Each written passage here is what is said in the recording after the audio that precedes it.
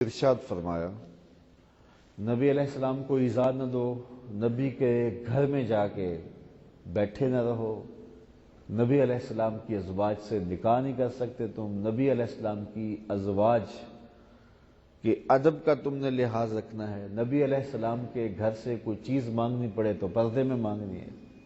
یہ سارے احکامات بیان کرتے کرتے فرمایا نبی کا ادب اور نبی کی تعظیم کا عالم یہ ہے، ان اللہ و ملائکتہ یصلون علی النبی، یہ وہ شان والا نبی ہے کہ بے شک اللہ تعالیٰ اور اس کے فرشتے اس عظیم المرتبت عظیم الشان نبی پر درود بھیجتے ہیں۔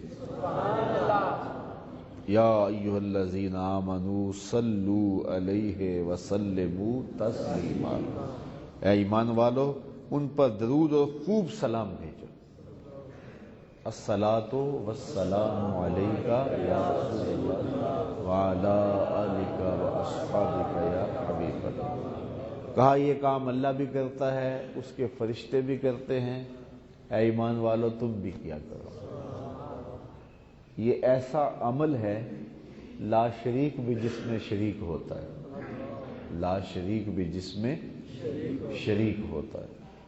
ہم نماز پڑھتے ہمیں حکم دیا گیا ہے اور بار بار دیا گیا ہے، لیکن اللہ نماز نہیں پڑھتا، اس لیے کہ وہ نماز کیوں پڑھے؟ نماز تو اس لیے پڑھی جاتی ہے۔ روزوں کا حکم دیا گیا ہے، وہ خود روزے نہیں رکھتا، اس لیے کہ اس نے روزے کیوں رکھنے ہیں؟ روزے تو اس کی رضا جوئی کے لیے رکھے جاتے ہیں، اللہ تو کھانے پینے سے بھی پاک ہے۔ وہ جو ہمیں حکم دیتا ہے وہ نہیں کرتا، لیکن نماز یہ درود ایک ایسا عمل ہے اللہ پہلے خود کرتا ہے، پھر فرشتوں کو حکم دیتا ہے، پھر ایمان والوں کو کہتا ہے تم اٹھتے بیٹھتے چلتے پھرتے میرے رسول پہ درود پڑھا کرو، تم نے یہ عمل کرنا۔ اب درود ہے کیا؟ صلاۃ کا معنی درود کر لیا نا، تو درود تو اردو کا لفظ ہی نہیں ہے، عربی کا لفظ بھی نہیں ہے، فارسی کا لفظ بھی نہیں ہے، پتہ نہیں کسی اور زبان کا لفظ ہے۔ تو صلاۃ کا معنی کیا؟ درود، اے ایمان والو میرے نبی پہ درود پڑھو۔ اب درود کا معنی کیا ہے؟ کوئی معنی تو ہوگا نا اس کا۔ صلاۃ کا معنی ہم نے درود کر لیے، تو درود کا معنی کیا ہے؟ تو اہل لغت نے صلاۃ کا معنی نزول رحمت کیا ہے، اللہ کا درود بھیجنا۔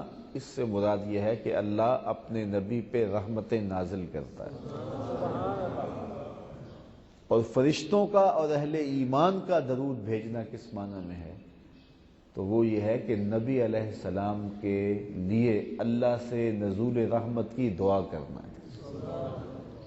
یہ فرشتے بھی کہتے ہیں مالک اپنے نبی پر رحمتیں نازل کر، ہم بھی کہتے ہیں مالک اپنے نبی پہ رحمتیں نازل کر۔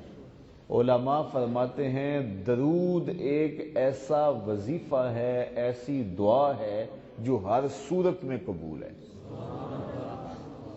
ہر صورت میں قبول ہے۔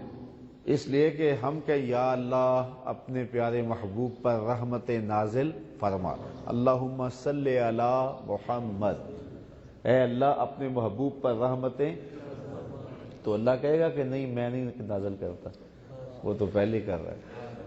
تو اس لیے درود ایک ایسا وظیفہ ہے جو ہر صورت میں قبول ہے۔ اچھا، درود کا ایک اور مفہوم حضرت ابو العالیہ رضی اللہ تعالیٰ عنہ سے مروی ہے، صحیح بخاری میں کتاب التفسیر اٹھائیں، اسی آیت کی تفسیر میں لکھا ہے کہ درود یہ ہے کہ اللہ فرشتوں میں حضور کی تعریف کرتا ہے، ثناء علیہ، حضور کی تعریف کرتا ہے فرشتوں میں، تو پھر ہر وہ شے جو حضور کی مدح اور تعریف بنتی ہے وہ درود کے زمرے میں آئے گی۔ آپ نعت پڑھتے ہیں، عربی میں پڑھتے ہیں، اردو میں پڑھتے ہیں، تو یہ بھی درود کے زمرے میں آئے گی، اس لیے کہ حضور علیہ السلام کی ثنا کرنا، حضور کی مدح کرنا، اللہ اکبر، یہ درود شریف کا مفہوم ہے، درود شریف کا زمرہ ہے۔ علماء نے یہ بھی ترجمہ کیا ہے کہ درود کا مفہوم یہ ہے اللہ تعالیٰ کا درود پڑھنا، کہ اللہ تعالیٰ حضور پہ رحمتوں کو نازل کرتا ہے، حضور کے درجے بلند کرتا ہے، حضور کے دشمنوں کو ذلیل کرتا ہے، حضور کے دوستوں کو عزت دیتا ہے، اور لمحہ لمحہ حضور کی شانوں کو بلند کرتا ہے، اور حضور کے دین کو چار دانگے عالم میں پھیلاتا ہے۔ یہ ہے حضور پر اللہ تعالیٰ کا درود۔